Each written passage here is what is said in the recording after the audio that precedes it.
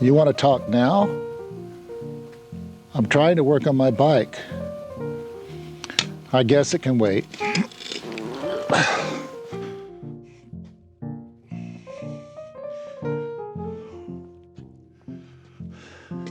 Well, actually, I need a break, and it's good to talk to you again. If I remember correctly, we were talking about the importance of listening and communication in life with people. But the question arises, well, how do you listen? Who do I listen to? What do I listen to? Well, there was a religious leader about 2,100 years ago who said, they asked him what was the most important commandment from their God of their understanding. And he said, well, thou shalt love the Lord thy God with all thy mind, heart, and strength. And he said, the second is like unto the first, thou shalt love thy neighbor as thyself. Well, if you look at that second part, there's two parts. One is love God, yeah, but it's to love yourself.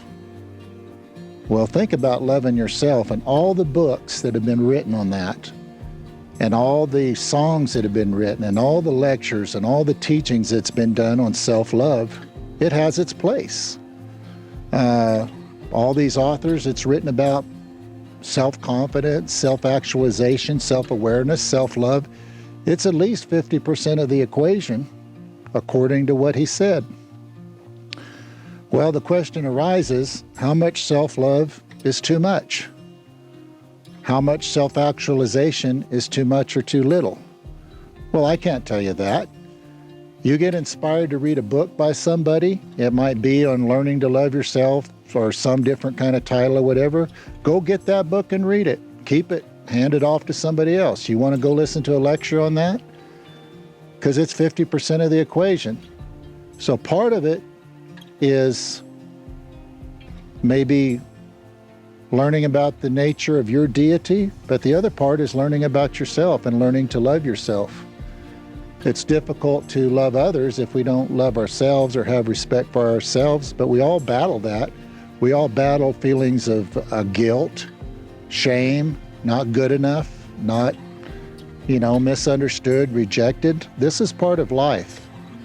But there may be tools that our community of people, of the community of humanity, has put out there for us to ponder and become more complete, more fuller people. So back to the listening part. Oftentimes we either applaud or criticize something that we know very little about, and we haven't really taken a chance to study what the other person's opinion is. That doesn't mean agree or validate what they say or disvalidate what they say. It's just we've never given them a chance to write down or say what they're going to say. I took a sociology class in college one year, and one of the things, I met the teacher on break time doing some putting out on the college lawn, and I asked him, I said, all this philosophical stuff we're studying and all these different opinions, do you believe all that stuff, or what do you believe? He says, no, what I do is I put out the other perspective and I ask you to repeat on paper what their perspective is. Then I know you've listened. Then I know I've accomplished my purpose as a teacher because you've listened to the other side of the argument. And so that's part of listening, is really having a good perspective of the other person's point of view. And that just opens all kinds of doors, because a lot of times people don't need to be told they're wrong. They need to be told there's more. It's turning from an incomplete to a more complete or a more thorough revelation. But we're all on our own journey and we're all on our own timetable with that.